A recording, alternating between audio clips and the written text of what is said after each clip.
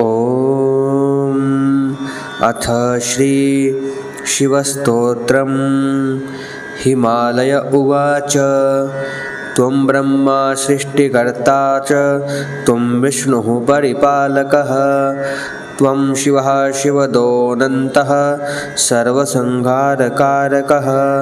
त्वमीश्वरो गुणातीतो ज्योतिरूपः सनातनः प्रकृतः प्रकृतीशश्च प्राकृतः प्रकृतेः परः नानारूपविधाता त्वं भक्तानां ध्यानहेतवे येषु रूपेषु यत्प्रीतिस्तत्तद्रूपं बिभर्षि च सूर्यस्त्वं सृष्टिजनक आधारः सर्वतेजसां सोमस्त्वं सस्यपाता च सततं शीतरश्मिना वायुस्त्वं वरुणस्त्वं च त्वमग्निः सर्वदाहकः इन्द्रस्त्वं देवराजश्च काले मृत्युर्यमस्तथा मृत्युञ्जयो मृत्युः कालकालो यमान्तकः वेदस्त्वं वेदकर्ता च वेदाङ्गपारगः विदुषां जनकस्त्वं च विद्वांश्च विदुषां गुरुः मन्त्रस्त्वं हि जपस्त्वं हि तपस्त्वं तत्फलप्रदः वाक्त्वं वागधिदेवस्त्वं तत्कर्ता तद्गुरुः स्वयम् अहो सरस्वती बीजं कस्त्वां स्तोतुमिहेश्वरः इत्येवमुक्त्वा शैलेन्द्रस्तस्थौ धृत्वा पदाम्बुजं तदोवाच तमाबोध्य चावरुह्य वृषाच्छिवः स्तोत्रमेतन्महापुण्यं त्रिसन्ध्यं यः पठेन्नरः मुच्यते सर्वपापेभ्यो भयेभ्यश्च भवार्णवे अपुत्रो लभते पुत्रं मासमेकं पठेद्यदि भार्याहीनो लभेद् भार्यां सुशीलां सुमनोहरां चिरकालगतं वस्तु लभते सहसा ध्रुवं राज्यभ्रष्टो लभेद् राज्यं शङ्करस्य प्रसादतः कारागारे श्मशाने च शत्रुग्रस्तेति सङ्कटे गभीरेति जलाकीर्णे भग्नपोते विषादने रणमध्ये महाभीते हिंस्रजन्तु समन्विते सर्वतो मुच्यते स्तुत्वा शङ्करस्य प्रसादतः इति श्रीब्रह्मवैवर्ते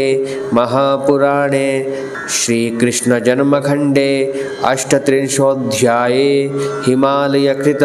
शिवस्तोत्रम्। ॐ अथ श्री शिवस्तोत्रम्। हिमालय उवाच त्वं ब्रह्मा सृष्टिकर्ता च त्वं विष्णुः परिपालकः त्वं शिवः शिवदोऽनन्तः सर्वसंहारकारकः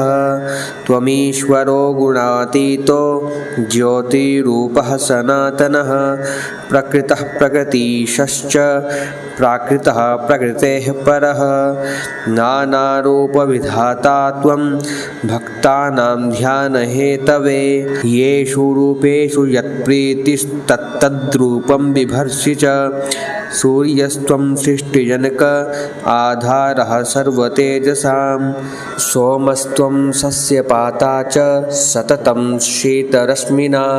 वायुस्त्वं वरुणस्त्वं च त्वमग्निः सर्वदाहकः इन्द्रस्त्वं देवराजश्च काले मृत्युर्यमस्तथा मृत्युञ्जयो मृत्युः कालकालो यमान्तकः वेदस्त्वं वेदकर्ता च वेदाङ्गपारगः विदुषां जनकस्त्वं च विद्वांश्च विदुषां गुरुः मन्त्रस्त्वं हि जपस्त्वं हि तपस्त्वं तत्फलप्रदः वाक्त्वं वागधिदेवस्त्वं तत्कर्ता तद्गुरुः स्वयम् अहो सरस्वती बीजं कस्त्वां स्तोतुमिहेश्वरः इत्येवमुक्त्वा शैलेन्द्रस्तस्थौ धृत्वा पदाम्बुजं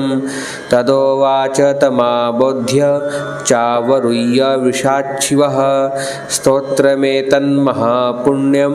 त्रिसन्ध्यं यः पठेन्नरः मुच्यते सर्वपापेभ्यो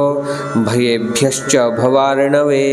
अपुत्रो लभते पुत्रं मासमेकं पठेद्यदि भार्याहीनो लभेद् भार्यां सुशीलां सुमनोहरां चिरकालगतं वस्तु लभते सहसा ध्रुवं राज्यभ्रष्टो लभेद्राज्यं शङ्करस्य प्रसादतः कारागारे श्मशाने च शत्रुग्रस्तेति सङ्कटे गभीरेति जलाकीर्णे भग्नपोते विषादने रणमध्ये महाभीते हिंस्रजन्तु समन्विते सर्वतो मुच्यते स्तुत्वा शङ्करस्य प्रसादतः इति श्रीब्रह्मवैवर्ते महापुराणे श्रीकृष्णजन्मखण्डे 38 हिमालयकृत शिवस्तोत्रम्। ॐ अथ श्री शिवस्तोत्रम्। हिमालय उवाच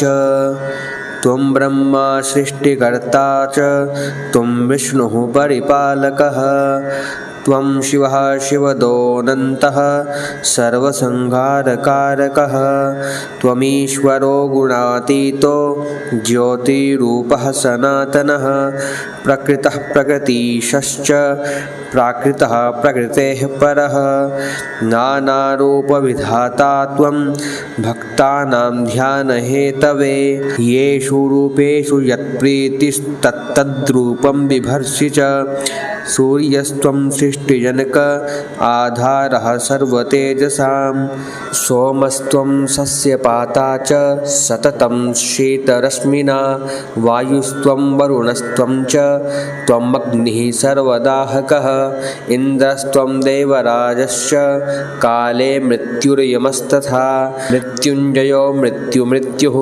कालकालो यमान्तकः वेदस्त्वं वेदकर्ता च वेदाङ्गपारगः विदुषां जनकस्त्वं च विद्वांश्च विदुषां गुरुः मन्त्रस्त्वं हि जपस्त्वं हि तपस्त्वं तत्फलप्रदः वाक्त्वं वागधिदेवस्त्वं तत्कर्ता तद्गुरुः स्वयं अहो सरस्वती बीजं कस्त्वां स्तोतुमिहेश्वरः इत्येवमुक्त्वा शैलेन्द्रस्तस्थौ धृत्वा पदाम्बुजं तदोवाच तमाबोध्य चावरुह्य वृषाच्छिवः स्तोत्रमेतन्महापुण्यं त्रिसन्ध्यं यः पठेन्नरः मुच्यते सर्वपापेभ्यो भयेभ्यश्च भवार्णवे अपुत्रो लभते पुत्रं मासमेकं पठेद्यदि भार्याहीनो लभेद् भार्यां सुशीलां सुमनोहरां चिरकालगतं वस्तु लभते सहसा ध्रुवं राज्यभ्रष्टो लभेद्राज्यं शङ्करस्य प्रसादतः कारागारे श्मशाने च शत्रुग्रस्तेति सङ्कटे गभीरेति जलाकीर्णे भग्नपोते विषादने रणमध्ये महाभीते हिंस्रजन्तु समन्विते सर्वतो मुच्यते स्तुत्वा शङ्करस्य प्रसादतः इति श्रीब्रह्मवैवर्ते महापुराणे श्रीकृष्णजन्मखण्डे 38 हिमालयकृत शिवस्तोत्रम्।